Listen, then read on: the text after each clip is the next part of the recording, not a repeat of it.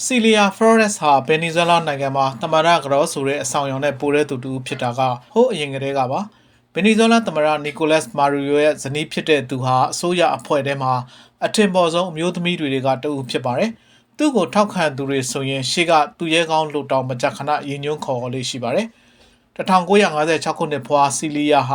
ာသူ့နိုင်ငံရဲ့ခီးလန်းကြောင်းကိုခင်မွန်းဖြစ်သူနဲ့အတူအပြိုင်ဖောက်ခဲ့သူလို့တောင်ဆိုနာပြီးအတိတ်ကာလတချို့မှာခင်မွန်းဖြစ်သူရယူထားတဲ့ယာတုတဲ့မြင့်တဲ့ယာသူတွေလည်းရယူခဲ့သူဖြစ်ပါတယ်။နိုင်ငံရေးလမ်းကြောင်းဘယ်လိုဥတီမလဲဆိုတာမျိုးကိုပုံဖော်တဲ့နေရာမှာတက်ကြွရှိတဲ့နေရာကပါဝင်ခဲ့သူဖြစ်ပြီးအဲ့ဒီအခမ်းကဏ္ဍဟာအထူးသဖြင့်မာရူရိုတမရတာဝန်ဆယူခဲ့တဲ့2013ခုနှစ်ကတည်းကစတဲ့လို့တောင်ဆိုနိုင်ပါသေးတယ်။ပြီးခဲ့တဲ့စနေနေ့မှာတော့ဗင်နီဇွဲလားနိုင်ငံရဲ့အထိအမေရိကန်ကဝင်ရောက်ပြုလုပ်ခဲ့တဲ့စစ်စင်ရေးမှာသူရောခင်မွန်းဖြစ်သူပါဖမ်းခံလိုက်ရပါတယ်။အခုတော့သူတို့နှစ်ယောက်စလုံးဟာနယူးယောက်တရားရုံးမှာမိုးရမှောင်ခိုမှုလက်နက်မှုတွေနဲ့တရားရင်ဆိုင်နေရပြီဖြစ်ပါတယ်။ Flores ရောမာရီယိုရောနှစ်ယောက်စလုံးဟာတွားလေသူဗင်နီဇွဲလားခေါင်းဆောင်ယူဂိုချာဘက်စ်ရဲ့အရေးအောက်ကန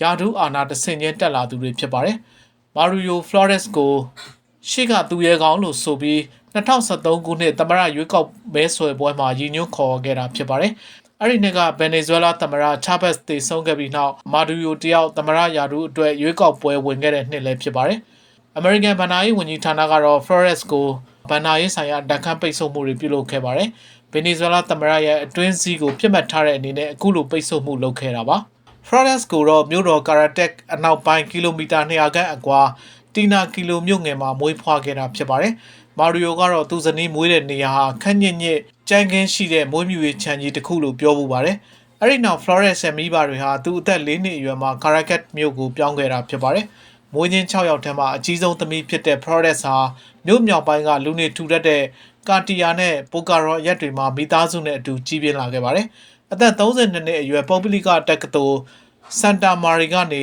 ဥပဒေဘာသာအထူးပြုနဲ့ဘွဲ့ရခဲ့ပါတယ်။အဲ့ဒီနောက်မှာတော့ရာဇဝတ်မှုကျင့်ထုံးတဲ့အလုံသမားဥပဒေတွေကိုအထူးပြုလေ့လာခဲ့ပါတယ်။ဒါပေမဲ့သူ့ဘဝဟာ1992ခုနှစ်တုန်းက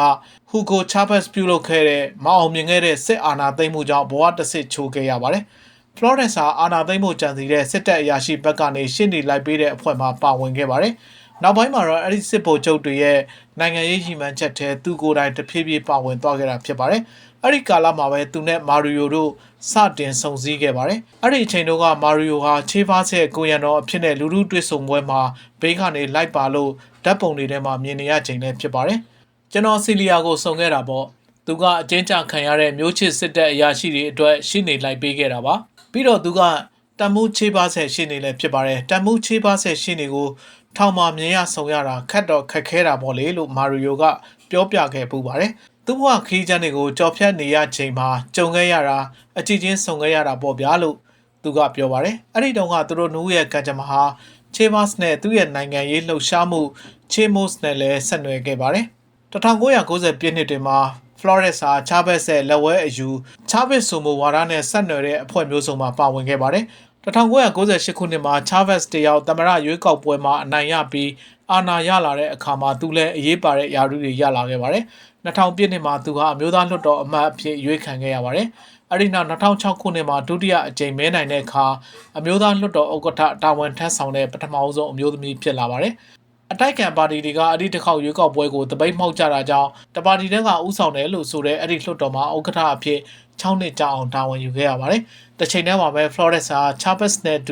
ူနိုင်ငံရေးတိုက်ဖက်အဖြစ်ဆိုတာကိုပြသခဲ့ပါတယ်။လွှတ်တော်ဥက္ကဋ္ဌတာဝန်ယူချိန်မှာလည်းသူဟာအငင်းပွားပွဲရာတွေကိုလုပ်ခဲ့ပါတယ်။သတင်းသမားတွေကိုလွှတ်တော်ခန်းမှာဝင်တာမျိုးကိုတားမြစ်ခဲ့ပါတယ်။အဲ့ဒီတားမြစ်ချက်ဟာ2016ခုနှစ်မှာနောက်ထပ်လွှတ်တော်အသစ်တရမတက်လာခင်အထိဆက်ရှိနေခဲ့ပါတယ်။ဗင်နီဇွဲလားနိုင်ငံကသမဂ္ဂတွေကတော့ Flores ဟာလူ40ကျော်ကိုအလုတ်ခန့်အမှုတစ်ခုမှာပါဝင်ခဲ့ပြီးအလုတ်မှာခံထားသူအများစုဟာသူ့မိသားစုဝင်တွေဖြစ်တာကြောင့်ဆွေမျိုးကောင်းစားရေးလုပ်ခဲ့တယ်လို့ဆွဆွဲခဲ့ပါတယ်။ကျမမိသားစုကအခုဒီနေရာအထိရောက်လာကြတယ်။ရောက်လာသူတွေကလည်းကျမမိသားစုဖြစ်လို့ဂုဏ်ယူတယ်။သူတို့ဟာအလုတ်သမားတွေဖြစ်တဲ့အကြောင်းအခုဒီလွတ်တော်မှာကျမကာကွယ်ဆွေးနွေးမယ်အများရှိမှာကျမမိသားစုကနေရက်တီမှာပဲလို့သူကဒေတာရဲမီဒီယာတစ်ခုကိုပြောခဲ့ပါတယ် 2012ခုနှစ်အစောပိုင်းမှာတော့ Chavez ကသူ့ကိုနိုင်ငံရေးရှေ့နေချုပ်ဖြစ်ခန့်အပ်ခဲ့ပါတယ်။အဲ့ဒီရာထူးကိုသမ္မတ Chavez ကွယ်လွန်ခဲ့တဲ့2013ခုနှစ်မတ်လမတိုင်ခင်အထိသူယူခဲ့ပါတယ်။အဲ့ဒီနှစ်ထဲမှာပဲသူနဲ့မာရီယိုတို့ကတရားဝင်လက်ထပ်ခဲ့ကြလို့ဇူလိုင်လအရောက်မှာ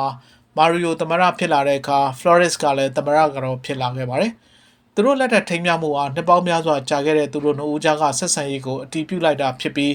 အရင်အိမ်တော်တွေတုန်းကထွန်းကားခဲ့တဲ့သူ့ဘက်ကကလေး3ယောက်နဲ့မာဒူယိုဘက်ကကလေး1ယောက်ရှိခဲ့လို့စုစုပေါင်းကလေး4ယောက်ဖြစ်လာပါတယ်။2015ခုနှစ်လွှတ်တော်ရွေးကောက်ပွဲမှာ Flores ဟာအမျိုးသားလွှတ်တော်အမတ်ဖြစ်ပြန်လည်ရွေးကောက်ခံခဲ့ရပါတယ်။အဲဒီရွေးကောက်ပွဲဟာ Chavez ရဲ့လက်ဝဲအယူဆ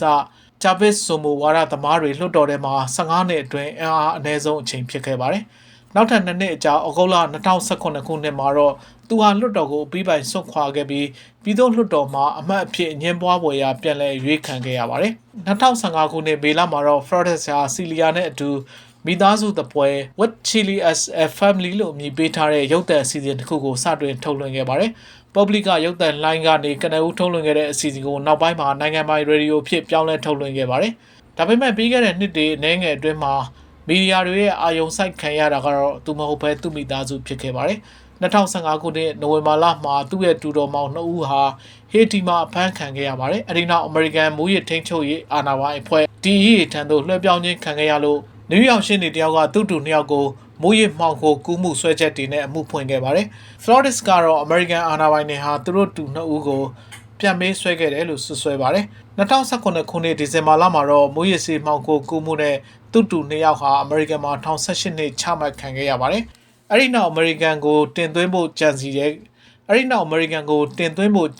တယ်ဆိုပြီးဆွဆွဲခံခဲ့ရပါတယ်။သူတို့2ဦးဟာ2022ခုနှစ်အောက်တိုဘာလမှာပြန်လွတ်လာပါတယ်။ဗင်နီဇွဲလားမှာအဖမ်းခံခဲ့ရတဲ့အမေရိကန်နိုင်ငံသား9ဦးကိုအလဲလှယ်နေတဲ့သူတို့2ဦးကိုအမေရိကန်သမ္မတဂျိုးဘိုင်ဒန်လက်ထက်မှာလွှဲငင်းပေးခဲ့တာကြောင့်ဖြစ်ပါတယ်။သမ္မတထရန့်အိမ်ဖြူတော်ကိုပြန်ရောက်လာတဲ့အခါမှာတော့ Flores ရဲ့အဲ့ဒီတူ2ယောက်အပါအဝင်နောက်ထပ်မိသားစုတွေဟာအမေရိကန်ရဲ့ရေးယူတန်ခတ်ပိတ်ဆို့တာကိုခံခဲ့ရပါတယ်။ဒါပေမဲ့မာရီယိုနဲ့ Flores တို့2ယောက်ကတော့အမေရိကန်မှာအဖမ်းခံထားရပြီးဖြစ်လို့ပြဿနာကိုလက်ငင်းရင်ဆိုင်နေရပြီလို့ဆိုနိုင်ပါတယ်ခင်ဗျာ။